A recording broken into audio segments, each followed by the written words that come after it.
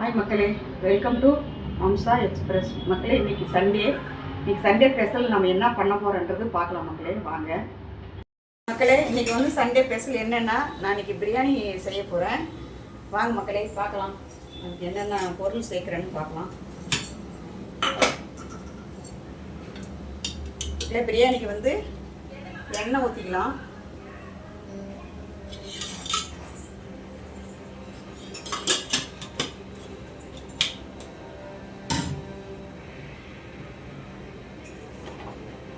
எண்ணெய் ஊற்றிட்டு மக்களே, அதுக்கு வந்து பட்டை ஒரு சின்ன துண்டு ஒரு 4, லவங்கப்பூ ஒரு 4, ஏலக்காய் 4, சோம்பு கொஞ்சம், இது பிரியாணி இலை வந்து ஒரு 4. அவ்வளோதான் மக்களே, அது கூட நான் சேர்க்க போகிறேன்.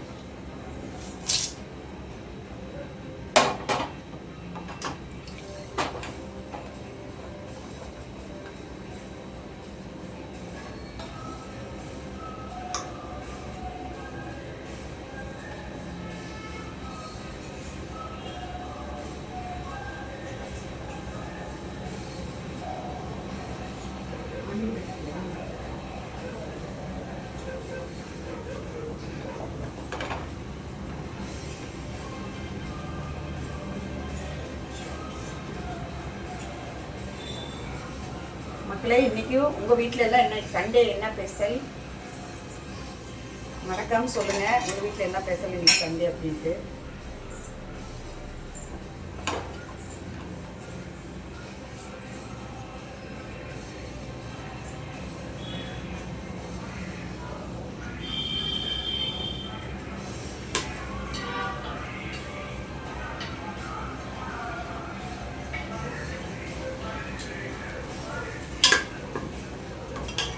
மக்களே, இப்போ வந்து நான் ஆனியன் போட்டுக்க போகிறேன் பாருங்க.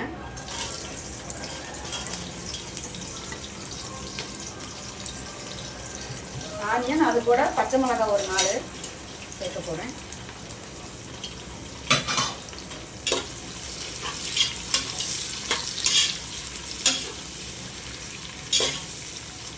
இப்போ இவ்வளோதான் சேர்த்துருக்குற மக்களே. இது நல்லா வதங்கணும், அப்புறமா பார்க்கலாம்.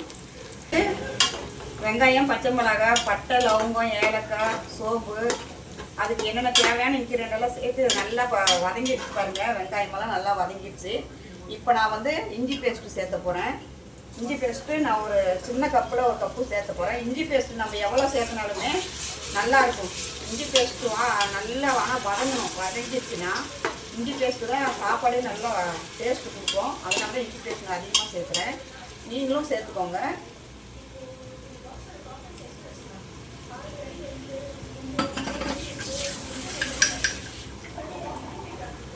இஞ்சி பேஸ்ட்டு நல்லா பச்சை வாசம் போகிற மாதிரி நல்லா வதங்கணும். நம்ம அது வதங்கினாலே அந்த இஞ்சி பேஸ்ட் வாசம் நல்லா கும்முன்னு வரும். அதுக்கப்புறமா நம்ம வந்து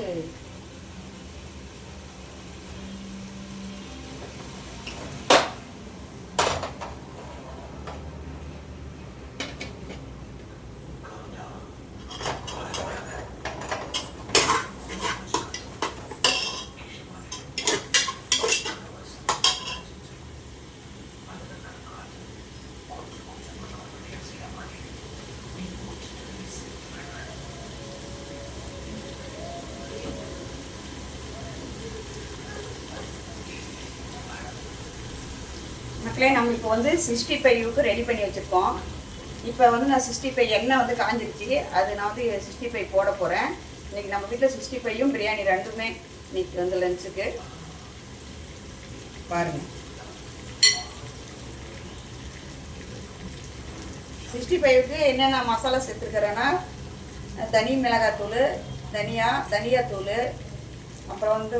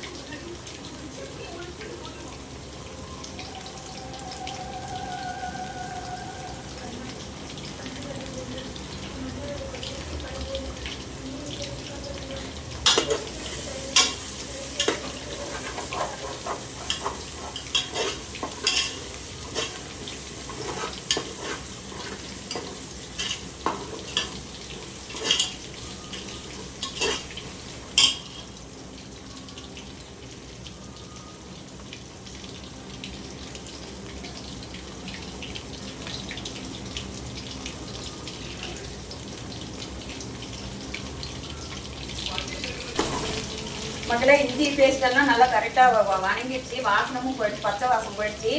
இப்போ நான் வந்து தக்காளி சேர்க்க போகிறேன். இங்கே பாருங்கள், தக்காளி நான் ஒரு 6 தக்காளி தான் எடுத்து வச்சுருக்கேன், அதுவும் சேர்க்க போகிறேன் பாருங்கள்.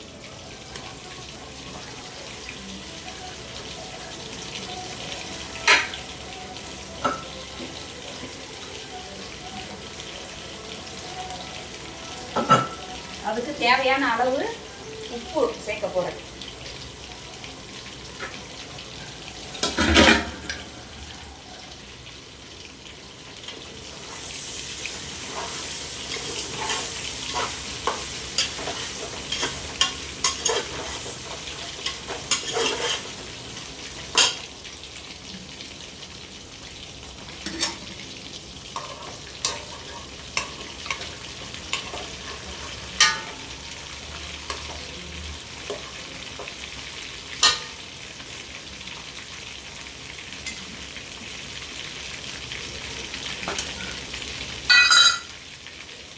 இப்போ பிரியாணிக்கு வந்து தக்காளி போட்டேன். இப்போ தண்ணி மிளகாத்தூள் வந்து சேர்க்க போகிறேன். ஒரு காரத்துக்கு நமக்கு எவ்வளோ காரம் வேணுமோ அவ்வளோ சேர்த்துக்கலாம்.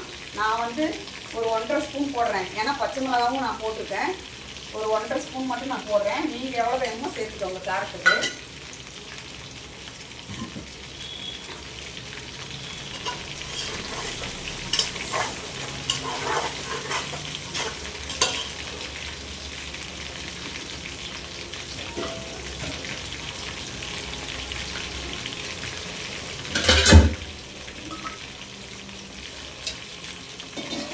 நான் அது கூட தயிரும் சேர்த்துக்கிறேன். தயிரும் ஒரு 4 ஸ்பூன் இருந்தால் போதும், சின்ன ஸ்பூனில். அதுவும் நான் சேர்த்துக்கிறேன்.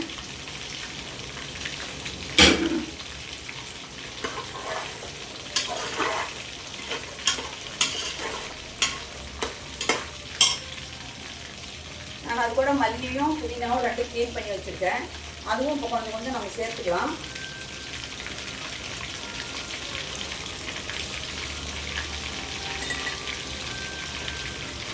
நம்ம பிரியாணி தம் போடும்போது வேணால் நம்ம இப்போ மல்லித்தலை வந்து கொஞ்சம் மேலே தூவி விட்டுக்கலாம். இவ்வளோதான் போட்டிருக்கேன்.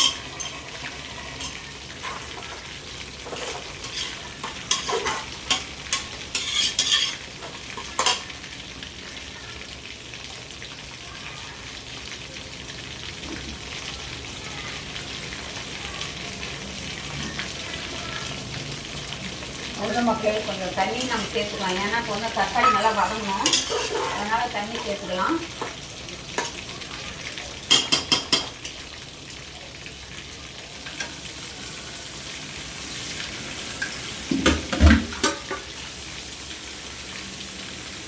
நம்ம கொஞ்ச நேரம் அப்படியே மூடி வச்சோம்னா தக்காளி நல்லா வதங்கிடும்.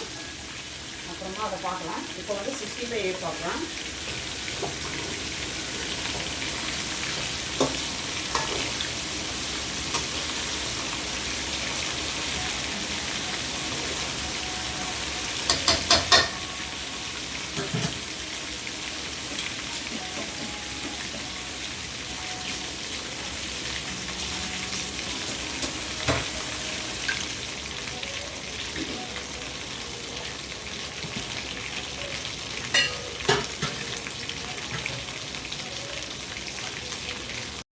மக்களே, நம்ம வந்து பிரியாணிக்கு நெய்யும் உப்பு சேர்க்க போகிறோம். தக்காளி கொஞ்சம் வதங்கி வந்துருச்சு. இப்பயே நம்ம நெய் சேர்த்துக்கலாம்.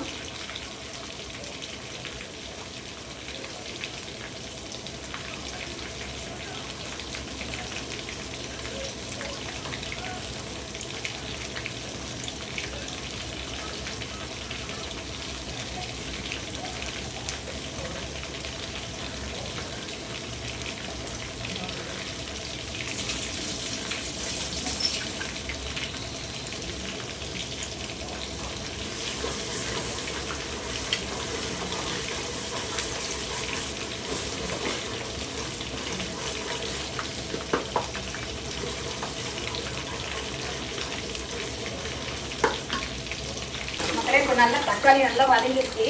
வதங்கிட்டு எண்ணெய் வந்து தெள்ளி வந்துச்சு, எண்ணெய் மேலே வந்துடுச்சு. அதனால் கொஞ்சம் தக்காளி எல்லாமே மசாலா ரெடி ஆகிடுச்சு. இப்போ நான் வந்து அது கூட வந்து நான் சிக்கன் சேர்க்க போகிறேன். 1 கிலோ சிக்கன் சேர்க்க போகிறேன்.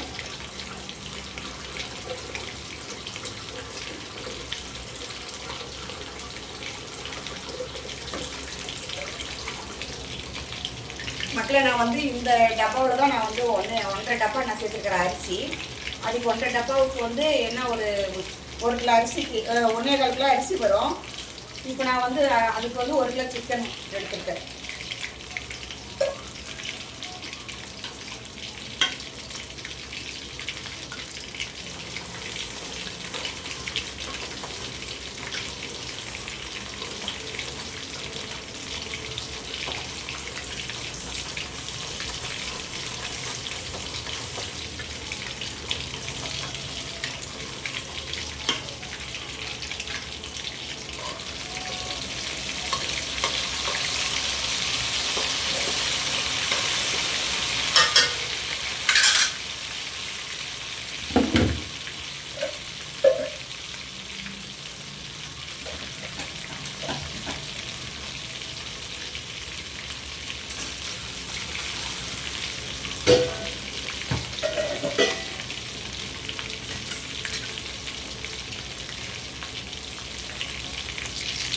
சேர்க்க போகிறேன்.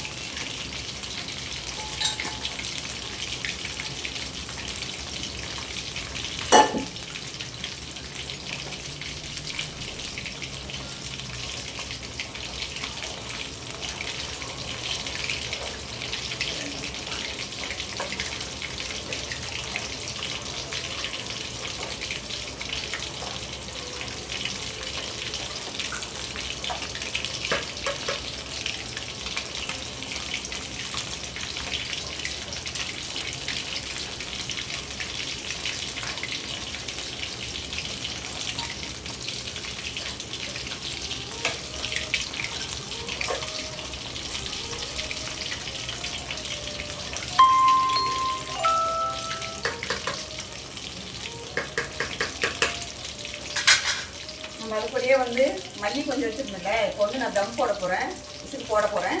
அது கூட வந்து மல்லி தண்ணி லைட்டாக சேர்த்துக்குவோம்.